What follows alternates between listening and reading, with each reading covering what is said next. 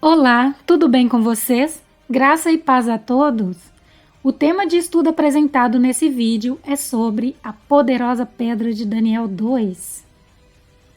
Pergunta muito importante: a pedra é o reino de Cristo ou se refere ao próprio Cristo em sua vinda? De onde vem a pedra? Será que ela vem do céu? Ou foi cortada de uma montanha? E o que representa essa montanha? Vamos deixar que a Santíssima Palavra de Deus responda a essas perguntas pertinentes. Se você gosta desse tipo de conteúdo, antes de iniciar o tema, peço que você apenas se inscreva nesse canal, curta esse vídeo e ative o sininho para receber as notificações de vídeos novos.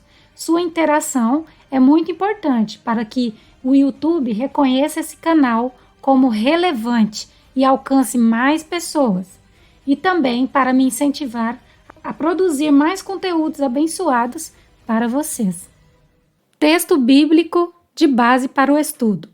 Estava vendo isto quando uma pedra foi cortada, sem auxílio de mão, a qual feriu a estátua nos pés de ferro e de barro, e os esmiuçou. Então foi juntamente esmiuçado o ferro, o barro, o bronze, a prata e o ouro, os quais se fizeram como pragana das eiras do estio. E o vento os levou, e não se achou lugar algum para eles, mas a pedra que feriu a estátua se tornou grande monte e encheu toda a terra.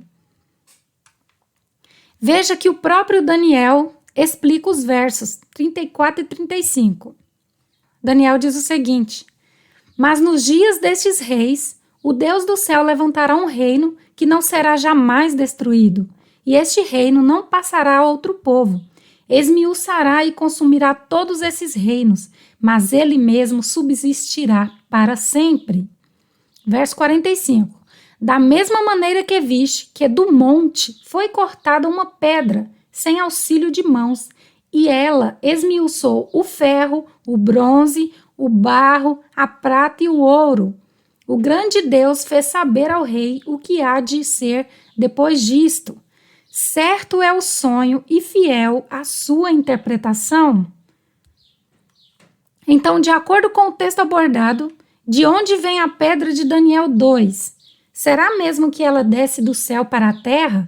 Qual é a sua origem? Essa é uma imagem muito conhecida e bastante usada para interpretar a pedra de Daniel 2. Mas essa imagem da pedra não está correta. Tem um erro muito grave nela. Ela mostra que a pedra vem do céu. Olha bem a trajetória da pedra vindo do céu. Mas a Bíblia nos diz que a pedra foi cortada do monte e não do céu. Daniel 2, do verso 44 ao 45, diz claramente: de maneira que viste que é do monte, não do céu. Do monte foi cortada uma pedra, sem auxílio de mãos. E ela, a pedra, esmiuçou o ferro, o bronze, o barro, a prata e o ouro. O grande Deus fez saber ao rei o que há de ser depois disto. Certo é o sonho e fiel a sua interpretação. Já vi também alguns ensinando que esse monte está no céu. Outro erro, pois a Bíblia prova que esse monte está na terra. Vejamos o texto bíblico. E a pedra que golpeou a imagem tornou-se um grande monte e preencheu a terra toda. Daniel 2, verso 35. Então fica claro que esse monte está na terra. E essa pedra é uma partícula cortada desse monte. Muitos afirmam que a pedra de Daniel 2 é Cristo em sua segunda vinda nas nuvens do céu. Porém, quando estudamos de maneira mais profunda essa profecia, descobrimos que essa teoria carece de um sólido fundamento bíblico, pois essa pedra foi cortada de um monte. Em Daniel 2, verso 45, ela quebra a grande estátua e se torna outro grande monte e preenche toda a terra. Daniel 2:35. Ou seja, foi cortada de um monte e essa pedra na terra, não no céu, torna-se outro grande monte que encheu toda a terra. Veja que não é a terra que se tornou um grande monte, foi a pedra que se tornou outro grande monte e encheu a terra com algo. Uma simples pedra que foi cortada de um monte, ela cresce até se transformar em outro grande monte na terra.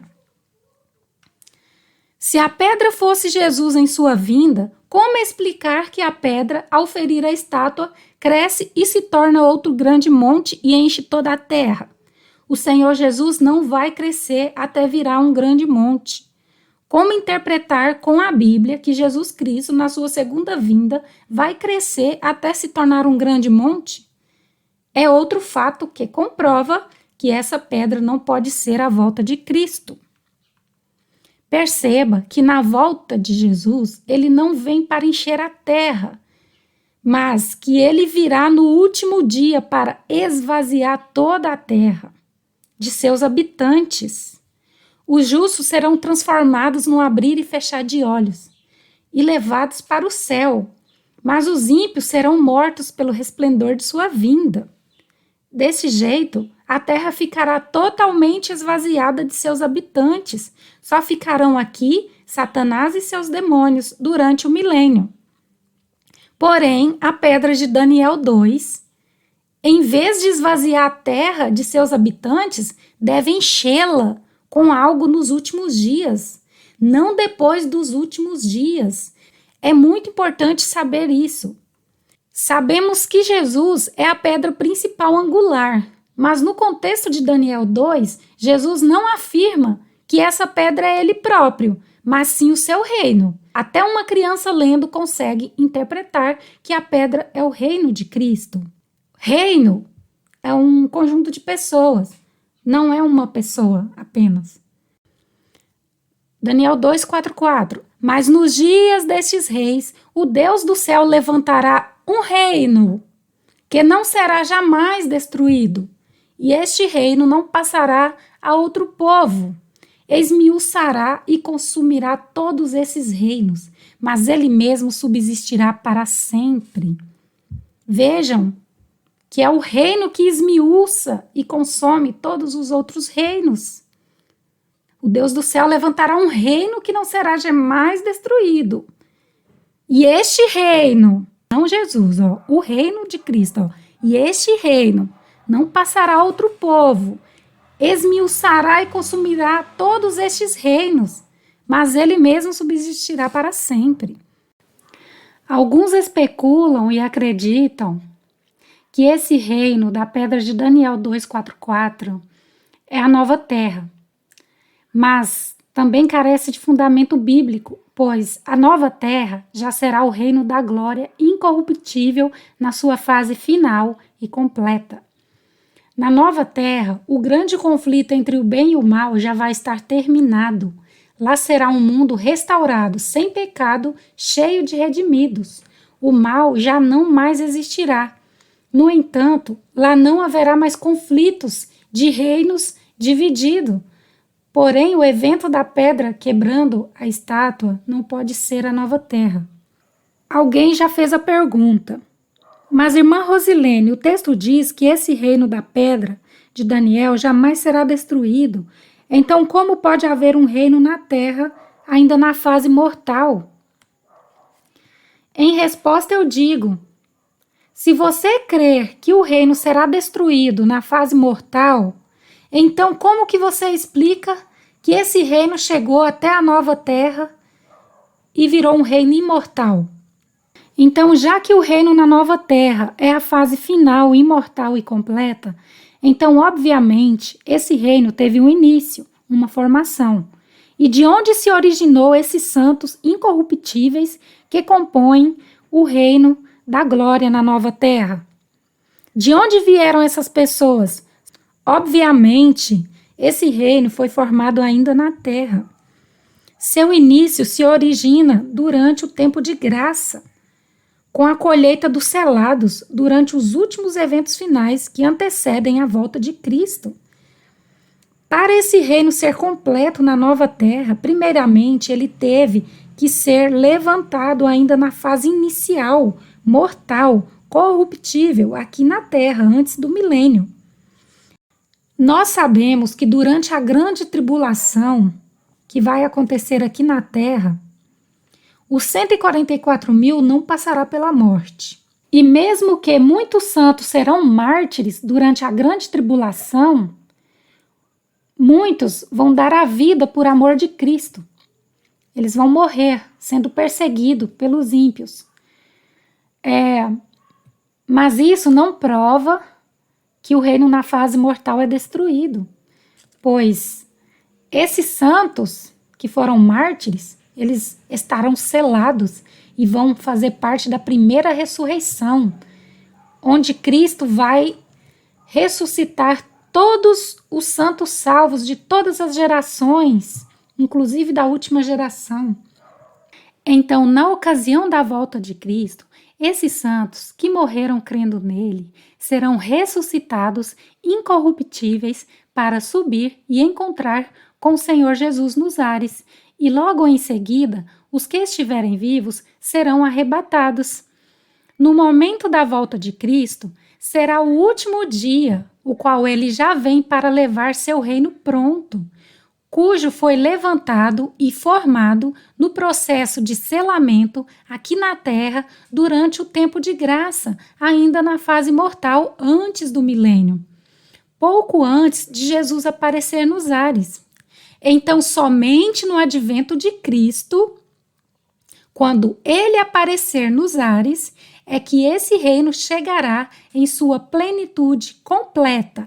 Então, aí que surgirá o reino da glória imortal, finalmente estabelecido, pois só no advento de Cristo é que seremos transformados em um corpo incorruptível de imortalidade, para subir com Cristo e passar 1000 anos no céu, e depois dos 1000 anos iremos para a nova terra, para viver a eternidade com Cristo nosso Rei. E também, esse reino não pode ser o exército de anjos que virá com Cristo no último dia, para buscar os redimidos. Pois o texto de Daniel 2:4-4 é bem claro em dizer que o Deus do céu ainda vai levantar o reino pedra, e não diz que ele vai trazer um reino já pronto, se referindo supostamente ao exército de anjos do céu. O clímax dos eventos representados em cada parte dessa estátua são acontecimentos profetizados para se cumprirem ainda na Terra, antes do milênio, e não com os santos no céu durante o milênio, e nem na nova Terra após um milênio. Inclusive, a grande parte desses eventos de conquistas de reinados já se cumpriram, mas o foco do nosso estudo é o cumprimento da última parte da estátua, os dedos dos pés. Vejam bem, o foco apresentado aqui é a formação desse reino de Deus ainda na sua fase inicial, mortal, corruptível, se formando aqui na Terra pouco antes do milênio, o qual todos os antigos profetas escreveram para o tempo do fim. É muito importante não confundir. A senhora White recebeu a porção de luz na interpretação bíblica sobre o reino da glória, que é o reino completo imortal, na fase final, com os santos no céu, durante o milênio bíblico, e a luz sobre a nova terra, depois do milênio, depois que passaram os 1000 anos. Já sobre o reino na fase inicial, mortal, ela teve apenas vislumbre em vários pontos, mas não teve toda a luz. Veja a citação de Ellen White no Maior Discurso de Cristo, página 108. O completo estabelecimento do reino de sua glória, porém não ocorrerá senão na segunda vinda de Cristo ao mundo. Você percebeu o ponto? O completo estabelecimento de seu reino, ou seja, na fase completa final, que acontecerá no segundo advento, no momento em que todos os santos selados recebem a imortalidade. Então, isso implica que começará parcialmente antes de sua vinda. O reino começará antes, enquanto os santos ainda são mortais, mas atingirá o clímax na segunda vinda de Cristo. E os antigos profetas bíblicos falam das promessas da formação desse reino na fase inicial, mortal, antes do milênio, o reino pré-milenar, que se encaixa perfeitamente com o reino simbolizado pela pedra de Daniel 2.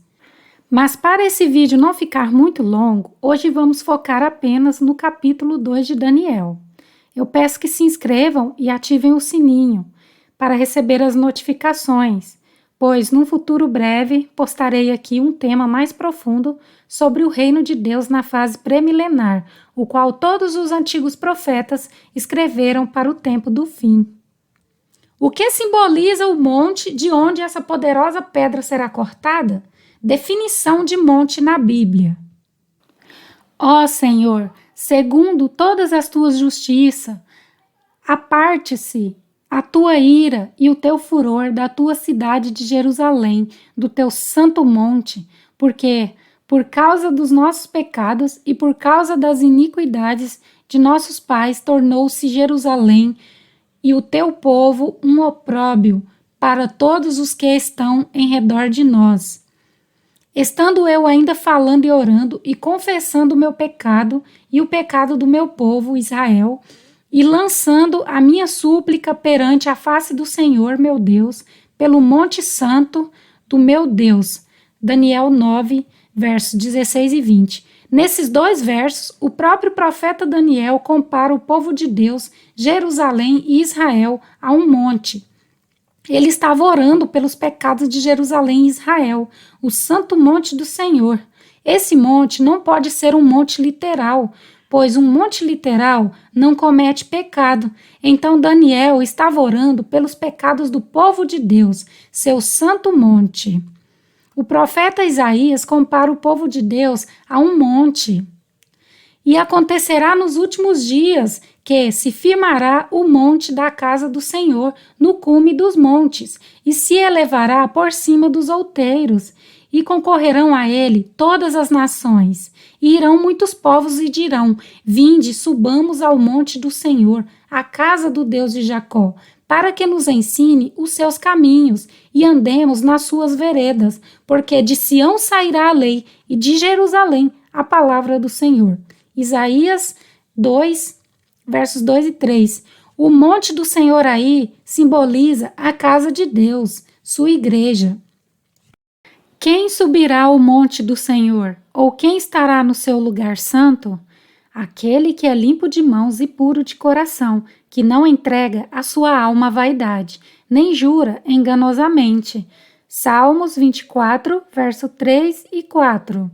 Então vemos claramente mais uma escritura provando que o monte representa, simboliza o templo, a igreja, o povo de Deus. Zacarias também fala o mesmo. Assim diz o Senhor: voltarei para Sião e habitarei no meio de Jerusalém, e Jerusalém chamar-se-á a cidade da verdade, e o monte do Senhor dos exércitos, o monte santo. Zacarias capítulo 8, verso 3. Sião e Jerusalém são comparados a um monte santo. Então, com base na Bíblia, podemos ver claramente que esse monte aí representa a igreja. Agora vamos ver na Bíblia o que significa a pedra, no contexto de Daniel. A palavra de Deus nos diz que Cristo e sua igreja são comparados a pedras. A Bíblia diz que Cristo é a pedra angular. E chegando-vos para ele, pedra viva, reprovada, na verdade, pelos homens, mas para com Deus eleita e preciosa. Por isso também na Escritura se contém: eis que ponho em Sião a pedra principal da esquina, eleita e preciosa, e quem nela crer não será confundido. 1 Pedro capítulo 2, verso 4 e 6. Cristo é a pedra angular, eleita e preciosa, o fundamento e fundador da igreja cristã. Mas nós também, membros de sua igreja, somos comparados a pedras. Vós também, como pedras vivas, sois edificados na casa espiritual e sacerdócio santo, para oferecer sacrifícios espirituais agradáveis a Deus por Jesus Cristo. 1 Pedro, capítulo 2, verso 5. E eu também te digo que tu és Pedro. Pedro significa Petros, nome em grego que deriva a palavra pedra. E sobre esta pedra eu edificarei a minha igreja. A igreja em seu conjunto também é comparada à pedra. E acontecerá naquele dia que farei de Jerusalém uma pedra pesada para todos os povos. Todos os que a carregarem certamente serão despedaçados, e ajuntar-se-á contra ela todo o povo da terra. Aqui neste verso, a palavra profética mais firme compara Jerusalém aí, a igreja do Senhor, como uma pedra pesada que esmaga, que cortará em pedaços todos os que a carregarem. Então nós vimos provas que Jesus é a pedra angular, a rocha da eternidade, o nosso grande defensor, o fundamento da nossa fé. Nós somos também pedras no plural, edificando uma casa espiritual. E em um conjunto, a igreja também é chamada de pedra pesada, que esmaga, a qual veremos mais claramente nos versos a seguir em Daniel capítulo 2, versos 34, 44 e 45, onde mostra que o reino de Deus, a sua igreja, é simbolizado pela pedra, que esmiuça a estátua. Vimos claramente também que o monte é a igreja, e essa pedra representa uma partícula cortada da igreja. Daniel 2, 4, 5. Da maneira que vistes que do monte foi cortada uma pedra, sem auxílio de mãos. Verso sobre a pedra. Estavas vendo isto, quando uma pedra foi cortada, sem auxílio de mão, a qual feriu a estátua nos pés de ferro e de barro e os esmiuçou. Então foi juntamente esmiuçado o ferro, o barro, o bronze, a prata e o ouro, os quais se fizeram como pragana das eias do estio. E o vento os levou, e não se achou lugar algum para eles. Mas a pedra que feriu a estátua se tornou grande monte e encheu toda a terra. Mas nos dias destes reis, o Deus do céu levantará um reino que não será jamais destruído, e este reino não passará a outro povo. Esmiuçará e consumirá todos esses reinos, mas ele mesmo subsistirá para sempre, de maneira que viste que do monte foi cortada uma pedra, sem auxílio de mãos, e ela esmiuçou o ferro, o bronze, o barro, a prata e o ouro. O grande Deus fez saber ao rei o que há de ser depois disto. Certo é o sonho e fiel a sua interpretação. Daniel capítulo 2, versos 34, 35, 44 e 45. Nos versos 34 e 35, o profeta não diz de onde vem a pedra, mas porém mostra a obra da pedra, a qual foi cortada.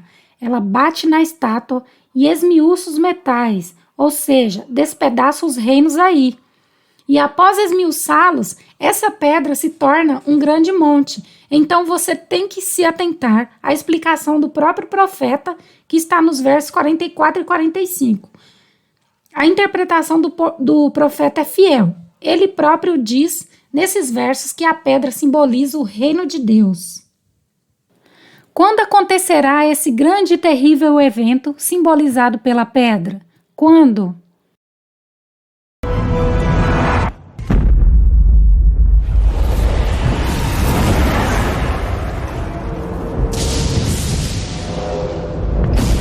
O profeta Daniel nos responde: mas há um Deus no céu, o qual revela os mistérios. Ele, pois, fez saber ao rei Nabucodonosor o que há de acontecer nos últimos dias, no tempo do fim. O teu sonho e as visões da tua cabeça que tiveste na tua cama são estes. Neste verso de Daniel 2, 28, vemos claramente que o cumprimento glorioso e mais direto da visão, o ponto culminante, o evento mais importante relacionado a essa visão, a pedra sendo cortada, vai se cumprir nos últimos dias.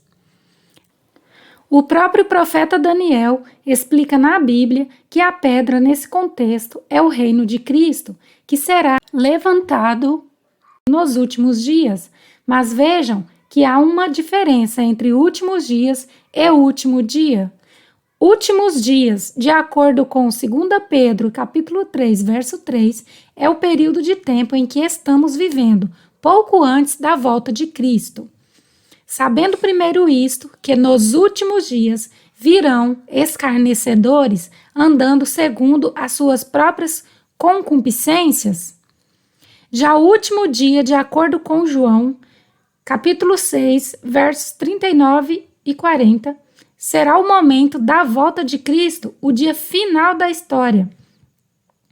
É a vontade do Pai que me enviou é esta: que nenhum de todos aqueles que me deu se perca, mas que o ressuscite no último dia. O profeta Daniel declara que esse reino, que vai esmiuçar a estátua, será levantado nos últimos dias, ou seja, não no último dia e nem depois. No verso 28 nos diz: mas há um Deus no céu, o qual revela os mistérios, pois ele fez saber ao rei Nabucodonosor o que há de acontecer nos últimos dias. Quando o rei Nabucodonosor recebeu essa visão, foi há 2.500 anos atrás. Logicamente, ele não estava vivendo nos últimos dias. Vemos nesse verso que a parte mais importante, a última parte da visão, aconteceria nos últimos dias. No verso 34, vemos que uma pedra foi cortada e feriu os pés da estátua, quebrando-a toda. E no verso 35 diz que os metais da estátua se fizeram como pragana. Em outra versão bíblica, como a King James Fiel, diz o qual se fizeram como palha nas eiras do verão, ou seja, os metais da grande imagem se tornaram como palha nas eiras do verão. E depois de quebrar a imagem, o que aconteceu com a pedra? Na última parte do verso diz: mas a pedra que feriu a estátua se tornou um grande monte que encheu toda a terra. Quando tudo isso aconteceria? Verso 28 nos diz claramente: nos últimos dias. A palavra eira tem a ver com plantações, colheita. Vocês devem lembrar que nos últimos dias haverá uma grande colheita. O trigo será tirado, recolhido do meio da palha, e a palha será queimada, levada, ou seja, espalhada. Mantenham isso em mente, ou seja, os quais se fizeram como palhas nas eiras do verão, e o vento os levou. Agora vamos estudar sobre o que representam os dedos dos pés da estátua. E então veremos mais provas irrefutáveis sobre o real período de tempo em que se cumprirá o evento do capítulo 2 de Daniel. Vejamos nos versos 44 e 45 a explicação do próprio profeta Daniel interpretando o sonho. Mas nos dias desses reis, o Deus do céu levantará um reino que não será jamais destruído, e este reino não passará a outro povo, esmiuçará e consumirá todos esses reinos, mas ele mesmo subsistirá para sempre. Da maneira que viste que do monte foi cortada uma pedra, sem auxílio de mãos, e ela esmiuçou o ferro, o bronze, o barro, a prata e o ouro. O grande Deus fez saber ao rei o que há de ser depois disto. Certo é o sonho e fiel a sua interpretação. Então vimos claramente nesses versos que o reino simbolizado pela pedra que foi cortada do monte será levantado nos dias desses reis. Mas que reis? Os reis que surgiram depois do desmoronamento do Império Romano? Os reis da Europa? Porém, devemos entender que os 10 dedos da grande imagem de Daniel 2, nos nossos dias, simbolizam as nações da terra hoje, e não somente as nações da Europa. Como podem ver, a profetisa da Igreja Adventista do Sétimo Dia confirma: não podemos e não devemos esperar união entre as nações da terra. Nossa posição na imagem de Nabucodonosor é representada pelos dedos dos pés, num estado dividido e feitos de um material fragmentário que não se une. A profecia nos mostra que o grande dia de Deus está às portas e se apressa grandemente. Testemunhos para a Igreja, volume 1, página 360. Os dedos dos pés simbolizam primeiramente as nações europeias, quando Roma se desmoronou como império, que representava a França, Portugal, Alemanha, etc. A serva do Senhor nos diz que os dedos dos pés representam as nações de hoje e que a nossa posição está nos dedos dos pés. Daniel diz que certo é o sonho e fiel a sua interpretação, ou seja, as partes da imagem que o rei Nabucodonosor viu já estava se cumprindo e se cumpriu posteriormente à risca, e a parte que cabe aos últimos dias também se cumprirá de fato. No verso 4,4 diz: mas nos dias desses reis, o Deus do céu levantará um reino. Nos dias desses reis simbolizam os reinos dos dedos, as nações de hoje. Então significa que nos dias de hoje, Deus levanta um reino que quebrará em pedaços os outros reinos. Nessa mesma citação, a profetisa Ellen White revela que não podemos esperar união entre as nações da terra. Ou seja, esses reinos da terra que estão simbolizados pelos dedos dos pés, esquerdo e direito, representam as duas tendências que existem no mundo hoje. A tendência esquerdista, que são nações com ideias de esquerda, como o socialismo, o comunismo, e as nações com doutrinas ou teorias da direita, que são conservadoras. Por isso, as nações não podem estar unidas, pois já estão divididas na própria ideologia. Aí vemos que os dedos dos pés hoje simbolizam as nações da terra de hoje que estão num estado dividido. No verso 43 lemos: quanto ao que viste, do ferro misturado com barro de lodo, misturar-se-ão com semente humana, mas não se ligarão um ao outro, assim como o ferro não se mistura com o barro.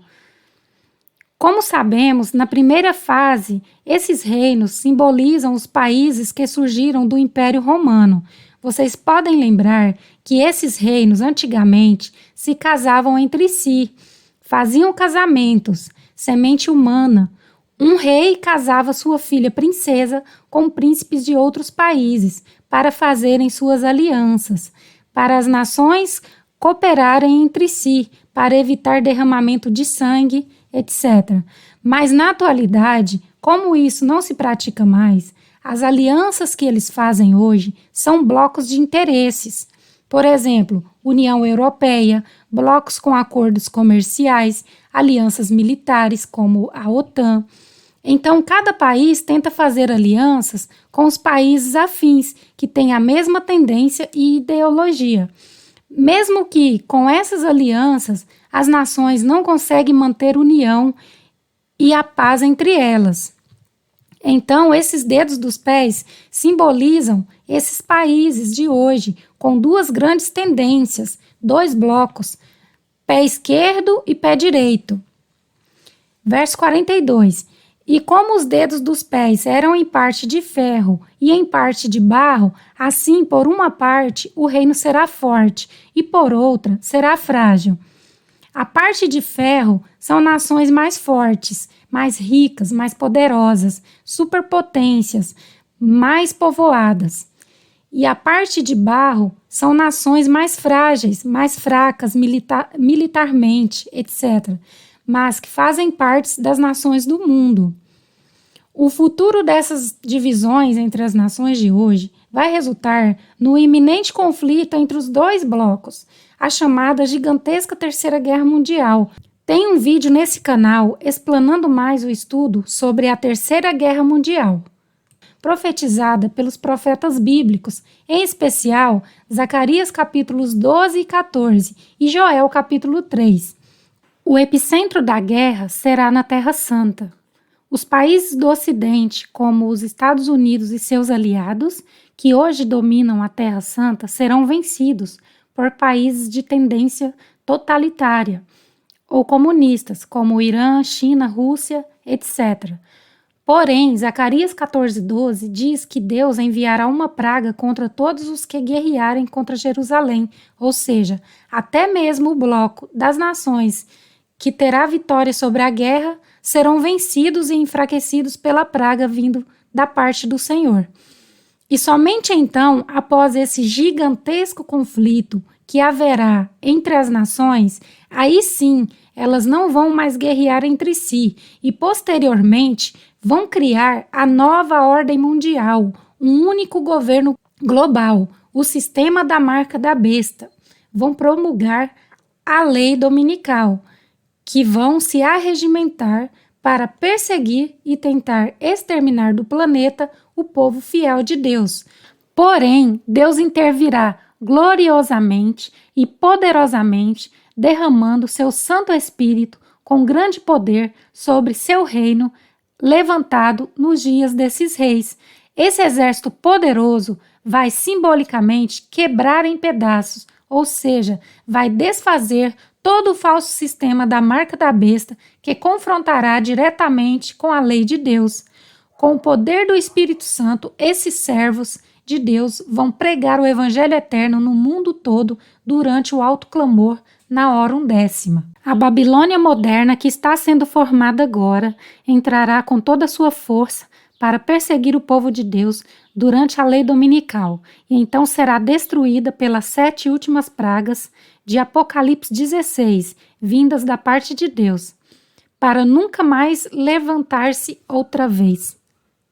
O monte da casa do Senhor, de Daniel 2:4-4, nos dias desses reis, simboliza a sua igreja que existe no mesmo período desses reis, não antes nem depois, mas nos dias desses reis representados pelos dedos, ou seja, o mesmo período das nações de hoje, com suas tendências políticas de esquerda e direita.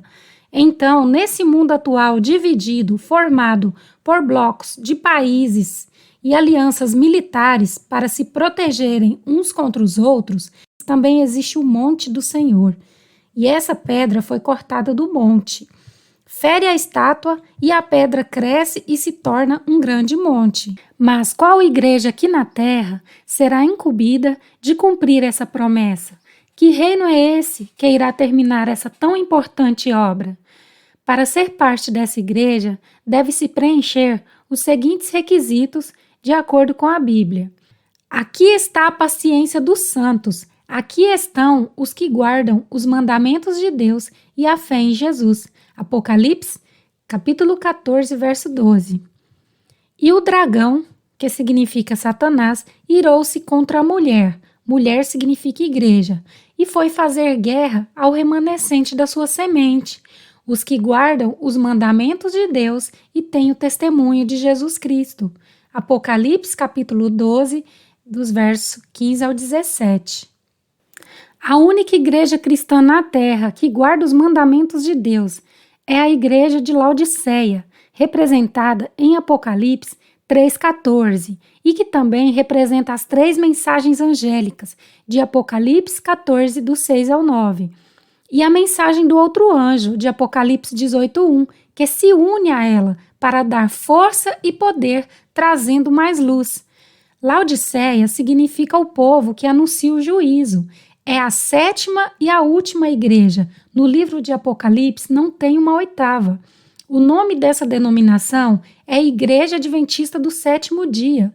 Quanto às ramificações que saíram dela para fundar outra igreja, não se cumprirá essas promessas, pois sair dela seria fundar uma 8ª igreja, seria estar em apostasia da verdade, e o espírito de profecias não diz para apontá-la como Babilônia, mas diz que há muito joio entre o trigo. Por isso, ela está agora na fase militante, débil e defeituosa. E Deus vai purificá-la na matança de Ezequiel 9, e que ela vai triunfar, indo a todo mundo vencendo e para vencer com o precioso trigo. Então, a Igreja Adventista do Sétimo Dia representa o monte do Senhor nos dias desses reis. É nessa igreja, nesse povo, que Deus vai selar as primícias, ou seja, vai colher os primeiros frutos. É nesse monte que Deus está preparando o exército que vai poder enfrentar a última crise. Como a igreja vai cumprir essa promessa? Como vimos, a pedra se torna outro grande monte ao ferir a grande estátua. Mas a pedra, o reino, que feriu a estátua, se tornou um grande monte e encheu toda a terra. Daniel 2,35. Esse reino é a igreja do Senhor em sua fase triunfante. Todos nós adventistas sabemos que a igreja adventista, na fase triunfante, vai fazer uma obra poderosa durante a lei dominical, que significa a pedra quebrando a estátua e derrubando o sistema da nova ordem mundial, a lei dominical. A pedra é uma partícula da igreja que será separada e lançada ao mundo para fazer uma grande obra de evangelismo. À medida que a igreja for avançando ao mundo, pregando o evangelho eterno, em consequência vai trazer a colheita dos segundos frutos. Uma grande multidão de remidos virá de todas as outras denominações religiosas, de todas as nações, uma multidão que ninguém pode enumerar, descrita em Apocalipse 7:9. Vai se unir a essa pedra, o povo que guarda o concerto, para se tornar uma enorme e poderosa igreja, um monte forte e poderoso, que há de cobrir toda a terra. O glorioso triunfo da Igreja do Senhor no mundo inteiro. Muito em breve haverá um grande conflito entre as nações, o sopro dos quatro ventos, e a Igreja do Senhor, a pedra quebrando as nações gentílicas que vão se opor à mensagem da última advertência. E tuas portas estarão abertas de contínuo, nem de dia nem de noite se fecharão, para que tragam a ti as riquezas dos gentios, e, conduzidos com elas, os seus reis, porque a nação e o reino que não te servirem perecerão. Sim, essas nações serão de todo assoladas. Isaías, capítulo 60, verso 11 e 12. As nações que vão tentar parar a obra serão visitadas com os mais terríveis juízos da parte do Senhor. Isso é simbolizado pela pedra quebrando a grande imagem. Mas nos dias destes reis, as nações de hoje, o Deus do céu levantará um reino que não será jamais destruído, e este reino não passará a outro povo, esmiuçará e consumirá todos esses reinos. De maneira que viste que é do monte, a igreja do Senhor nesses últimos dias, foi cortada uma pedra sem auxílio de mãos, e ela esmiuçou o ferro, o bronze, o barro, a prata e o ouro. O grande Deus fez saber ao rei o que há de ser depois disto. Certo é o sonho e fiel a sua interpretação. Zacarias teve a mesma visão. E acontecerá naquele dia que farei de Jerusalém uma pedra pesada para todos os povos. Todos os que a carregarem certamente serão despedaçados, e ajuntar-se-á contra ela todo o povo da terra. É muito claro que essa pedra de Zacarias 12 é a mesma pedra de Daniel 2, porque fazem a mesma obra, quebrar as nações gentílicas, que vão se opor a essa última grandiosa obra da Igreja do Senhor, o alto clamor do terceiro anjo. Essas nações serão totalmente devastadas, visitadas por juízos divinos. Os povos de todas as nações vão ouvir a mensagem da última advertência, pregada pelos escapados de Isaías 66.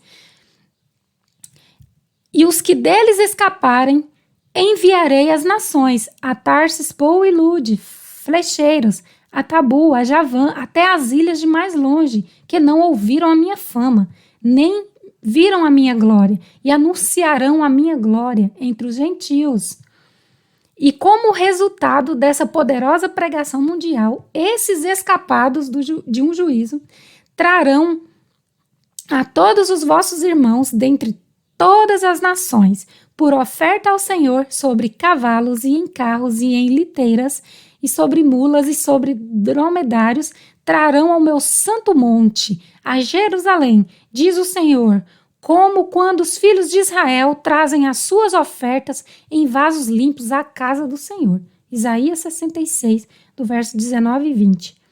Eles trarão uma oferta preciosa de almas ao Senhor, proveniente de todas as nações do mundo, cumprindo as palavras de Cristo.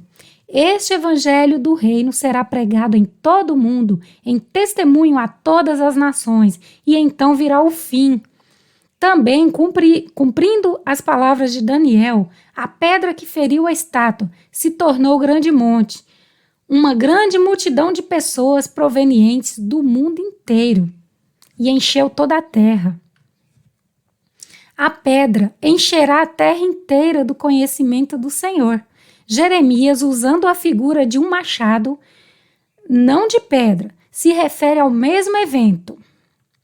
Tu és meu machado de batalha e minhas armas de guerra, e por meio de ti despedaçarei as nações, e por ti destruirei os reis, e por meio de ti despedaçarei o cavalo e o seu cavaleiro, e por meio de ti despedaçarei o carro e o que nele vai, e por meio de ti despedaçarei o homem e a mulher, e por meio de ti despedaçarei o velho e o moço, e por meio de ti despedaçarei o jovem e a virgem, e por meio de ti despedaçarei o pastor e o seu rebanho, e por meio de ti despedaçarei o lavrador e a sua junta de bois, e por meio de ti despedaçarei os capitães e os magistrados. Jeremias 51, dos versos 20 ao 23. Ellen White também declara: revestida da armadura da justiça de Cristo, a igreja deve entrar em seu conflito final. Durante a marca da besta, formosa como a lua, brilhante como o sol, formidável como um exército com bandeiras. Ela deve ir a todo mundo vencendo e para vencer. Profetas e Reis, página 725. Cânticos, capítulo 6, verso 10. Naquele dia, ou seja, no dia quando as nações gentílicas de hoje se levantarem contra a igreja, o Senhor protegerá os habitantes de Jerusalém, e os mais fracos dentre eles, naquele dia será como Davi, e a casa de Davi será como Deus, como o anjo do Senhor diante deles. E acontecerá naquele dia que procurarei destruir todas as nações que vierem contra Jerusalém. Zacarias 12, 8 e 9. São passagens que falam da gloriosa vitória da igreja do Senhor nos dias desses reis, os dias de hoje. Então, prezados e amados irmãos e irmãs estudantes da verdade presente e avançada, não podem interpretar a pedra de Daniel de maneira isolada. O meu machado de batalha, minhas armas de guerra. Queridos amados, essa mensagem é vossa vida. Aprendam ela. Sejam parte do glorioso triunfo da igreja do Senhor. Os adventistas do sétimo dia que duvidam ou rejeitam esse maravilhoso plano de Deus para sua igreja não farão parte desse último exército poderoso, a poderosa pedra de Daniel 2. Como essa poderosa pedra será cortada do monte? Haverá uma obra de purificação ou separação do joio do trigo na igreja. E essa separação será feita pelos anjos do Senhor, não pelos homens, pelos anjos do Senhor. Que fique claro isso. O homem finito é propenso a julgar mal o caráter, mas Deus não deixou a obra de julgar e de fazer pronunciamentos sobre o caráter com aqueles que, para isto, não estão preparados. Não devemos dizer o que constitui o trigo e o que constitui o joio. O tempo da colheita determinará completamente o caráter das duas classes, especificadas sob a figura de joio e de trigo. A obra de separação é dada aos anjos de Deus e não entregue nas mãos de qualquer homem. Testemunhos para Ministros, página 47. Deixai crescer ambos juntos até a ceifa, e por ocasião da ceifa direi aos ceifeiros: colhei primeiro o joio e atai-o em molhos para o queimar, mas o trigo ajuntai-o no meu celeiro. Então, vemos aí claramente em Mateus 13, e 39, em Testemunhos para Ministros. Os ceifeiros são os anjos, não homens. Os anjos do Senhor vão fazer essa separação no seu monte, na sua igreja, nos dias desses reis.